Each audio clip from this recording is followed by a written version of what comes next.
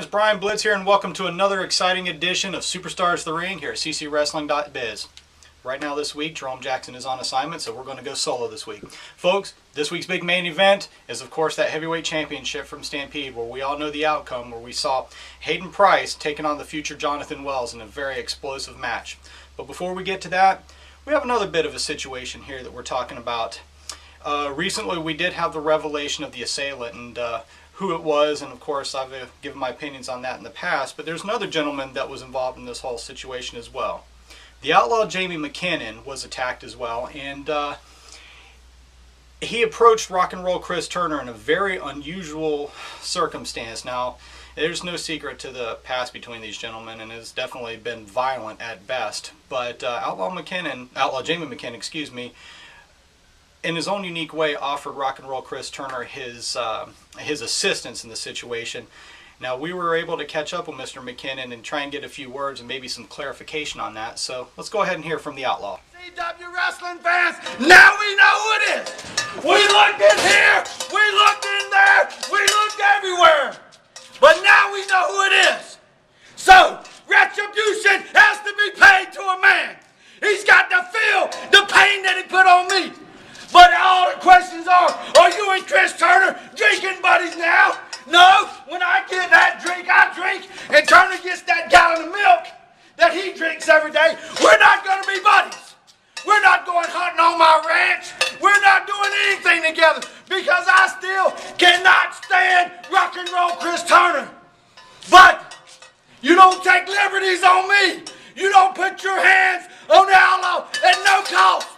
You got problems to pay for the rest of your career until I either end it or Chris Turner ends it. But somebody is going to end your career.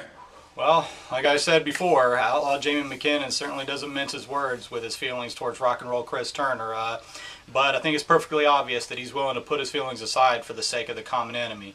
And on next week's show, we're definitely going to be showing the revelation of who the assailant was and how that they're going to move forward with this situation. Now on to this week's big main event. Folks, last week's show, we saw Flash and Cash Hayden Price win that big 20-man over-the-top battle royal and thus earning him a championship match at the future Jonathan Wells for later on in the evening at Stampede. So without any further ado, let's go to the action right now.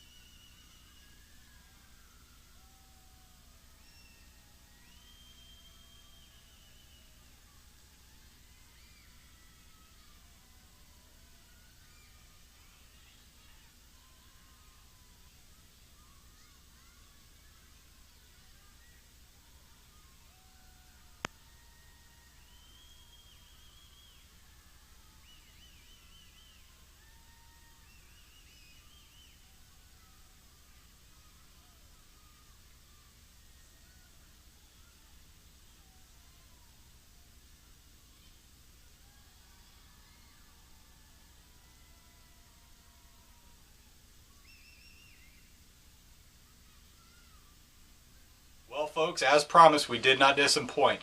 Flashing Cash, Hayden Price is the new CCW champion, and we certainly want to wish a big congratulations to him. However, with that being said, there is another gentleman involved in this, and that is the future Jonathan Wells. Shortly after that match, we were able to catch up with a former CCW champion, and he had some pretty good words for us. So let's go ahead and hear from the future now.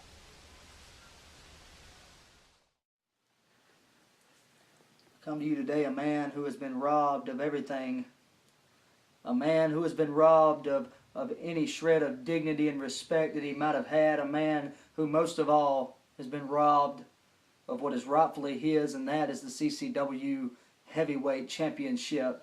You see, for 518 days, I stood atop the mountain of CCW, and everybody was climbing their way up, trying to get to the top, and they just couldn't get there. And you know what? As they always say, everything must come to an end at one point or another, and that's exactly what happened a couple of weeks ago at Stampede when Hayden Price beat me for the CCW Championship.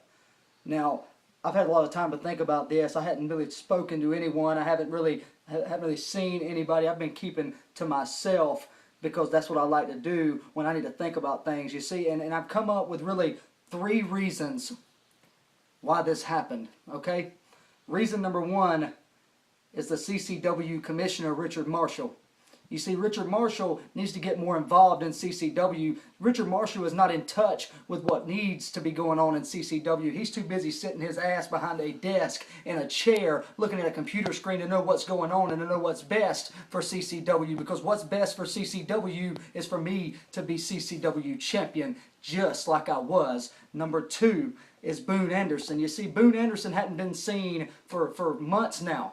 And you know, I've come to the conclusion really that Boone Anderson is the king of hide and go seek, because Boone Anderson never really comes around until his buddies get in trouble and he needs to come in and bail them out. Somebody like Chris Turner or somebody like, I don't know, Mad Dog Miller. You know, Boone Anderson is a prime example of what's wrong with CCW, and thank God in heaven that his son is not as big an idiot as he is.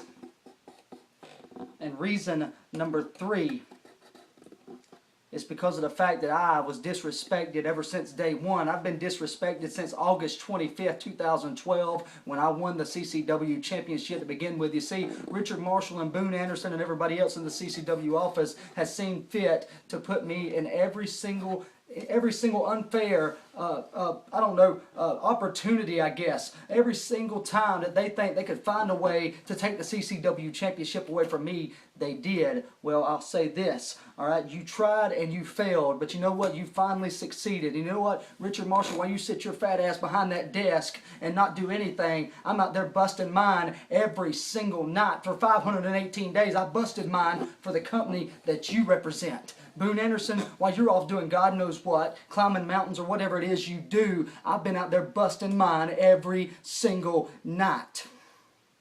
And I'll tell you what, people have been asking me ever since that night, you do have a rematch clause, don't you? Are you going to cash in that rematch clause? Well, the answer to all of that is no. I am not going to cash in my rematch clause. I do have one, but I will not cash it in until I am ready. All right? So, Richard Marshall, you can put anybody else you want in the CCW Championship match or the CCW Championship picture for the forthcoming future, because you can rule me out, okay? I don't want to be in any type of CCW Championship scenario, because hey, you want to disrespect me?